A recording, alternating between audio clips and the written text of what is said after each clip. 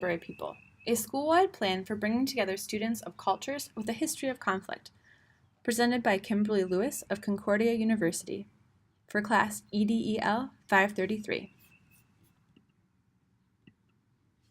Classrooms across the world are made up of a diverse student body.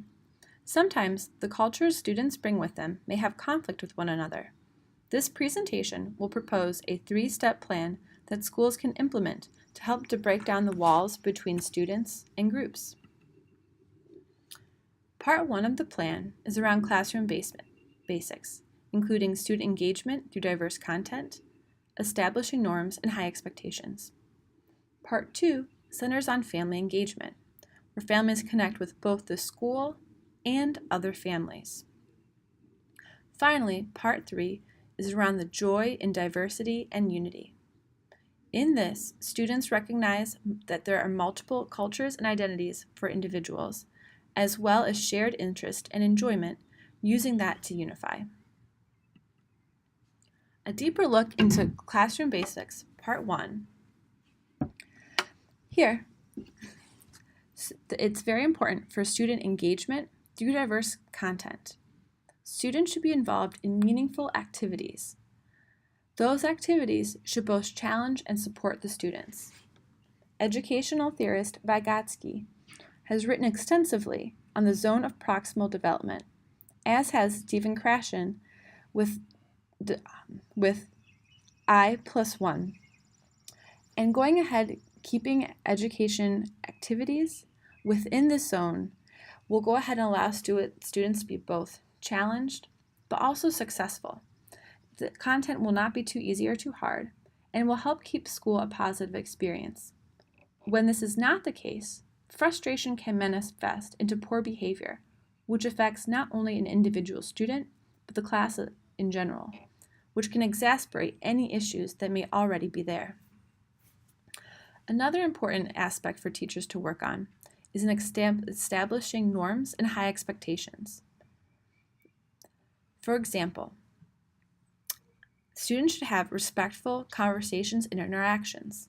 Some of this is a class-wide norm, such as it is okay to go ahead and disagree about content when in classroom discussions when you use evidence to support it. What is not okay is attacking the person. It is also important in these instances to be culturally adaptive with the established norms. For example, if a student comes from a culture that does not appreciate eye contact or that is not seen as being respectful, it is okay for that student not to do that, while other students do use direct eye contact. Having conversations with the class so that all students understand what applies to everyone and all students see that people do things in a different way are important for creating their classroom culture. In that, high expectations should also be that all students can succeed. This should be that all students can succeed academically, no matter what their background. This should also be that all students can succeed with interpersonal relationships and classroom culture. Just because students come from cultures or have identities that have been in historic conflict does not mean that the class is doomed to fall apart. When teachers believe that students can truly come together to learn and enjoy their education, and they do not let students fall into some of those old historical problems, that everyone is better off for it. These classroom basics work together to hit many of the multicultural education goals as proposed by Garcia, such as creating a safe and accepting environment for all, the strengthening of cultural consciousness and intercultural awareness. Students are also taught multiple perspectives, which importantly should come from the different cultures of the students within the class, as well as of cultures outside of the class. And through those discussions, encouraging critical thinking. By a teacher doing these things in class, students are able to prepare and internalize these so that they can apply these skills not only within the classroom, where they should have more harmony, but also outside of the classroom and in different interpersonal relationships that they have with those in the community and their lives. Step 2 of the plan involves family engagement. First step here, this is important because much of what students pick up on from cultural conflicts comes from parents. As reported by a racial bias study done by CNN in 2014, even when parents are not explicit about discrimination, but it comes out through implicit bias, students are able to pick up on this. For these reasons, it is extremely important to involve parents in this effort to go ahead and bring unity and a common culture throughout the class. First would be a welcoming school. This involves having translators available if needed, having an open door, constant parent communication with families when they see them. Also, there should be translators available. If families do not go ahead and speak English, that should not be a barrier. Having in-person translators, as well as using outside resources such as a language line, can allow all parents to access and feel comfortable and welcome at school. Explicit invitations to school can also be helpful, whether that involves volunteering at the school, coming to performances, coming to parent-teacher conferences, but that parents know that they are always welcome to come. And going back to communication throughout the year, an important ratio to look at is to have 7 positive communications for every 1 negative communication. That way, when parents see the teacher coming to talk to them or they receive a phone call, there's not the feeling of dread thinking what is wrong and having it be a negative experience. So the more conflict that's happening, the more positive messages the parents should be getting. The second part of the family engagement part of this plan is to connect families with other families. Having events at school that parents were invited to, including the performances, are a good way for families to go ahead and come together. Other events could include multicultural nights, another form called APTT, which is for Academic Parent Team Teachers training, and this is where parents are able to come in and educators work with them to show them what students are doing in the classroom and how parents can go ahead and support that child at home. In this way, parents from the class who have different backgrounds are able to all be in the same room and are working towards a common goal of the success of their child. Parent breakfasts are another great way for parents to get together, and just the celebration around food and having a chance to go ahead and connect one-on-one with somebody who you would not normally can be powerful. There may also be in the schools strong organizations such as the parent-teacher teams that parents can be encouraged to attend. These multicultural goals from Garcia add to the create and successful learning environment that does not just apply to students, but applies to their families as well.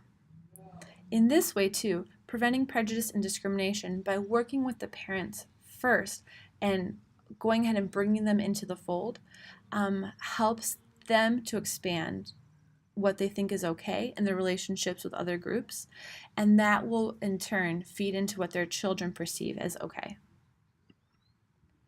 The final part of this plan involves joy and diversity and unity.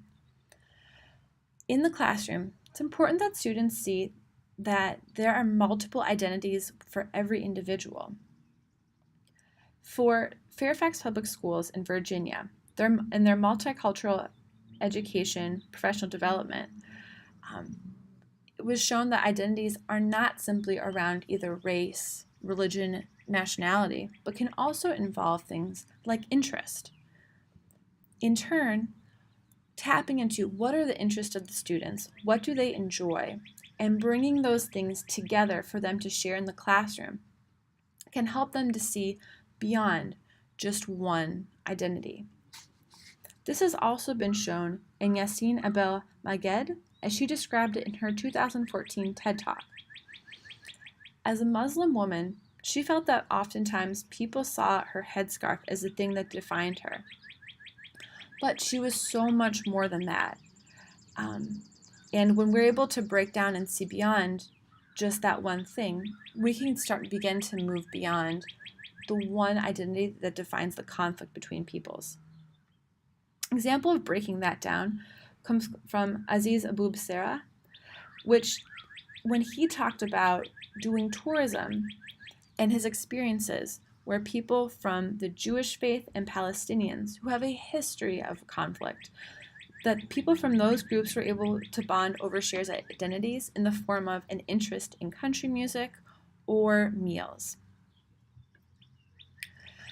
For students, having those opportunities for the shared interest can come in even recess, students being able to play soccer together and encouraging those kind of fun games. Also, the class can work on a goal that they would choose to work towards and support, such as raising money to donate to a homeless shelter or projects such as working in the garden. Class activities and trips can also go ahead and bring in many of those interests to create fun experiences for the children. More of Garcia's multicultural goals come in through this, as seen through working together, identifying those different multiple identities, and showing that even the multiple historical perspectives comes in by saying that it's not just that one group, people from one group feel one way, but within that group there is a lot of diversity. This 3-step plan has many things to implement, but there are some logistics that need to be covered in order for this to be successful. There should be staff-wide training for all administration and staff, including teachers and counselors. For those individuals, they must recognize their own implicit biases or even prejudices that are there. Another important thing is to look at the student body and the cultures represented within the school. If there is a history of conflict, it's important to know what that history is and what are the current perspectives. Counselors are another important piece to bring into the puzzle. As for some students who are really having a hard time with this and need some social and emotional support, they can work with some of those one-on-one. Also, as a different background than an education degree, counselors can be a vital resource that can go ahead and support not only the students but the teachers in dealing with issues that arise in the classroom.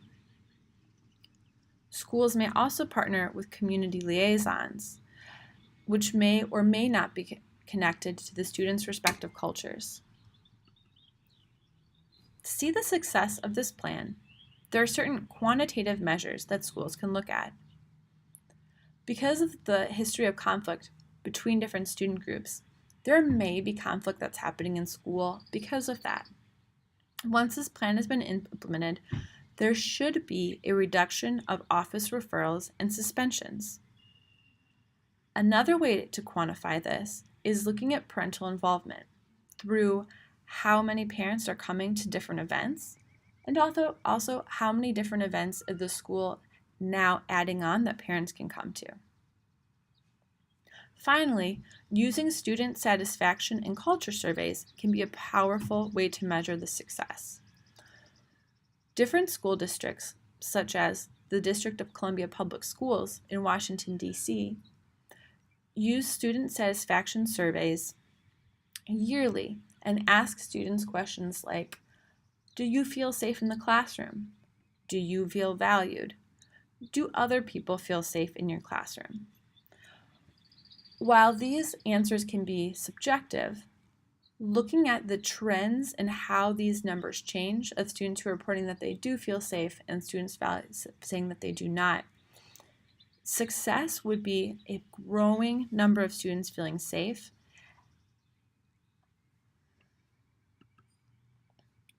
There are some qualitative measures that can also show the success of a plan.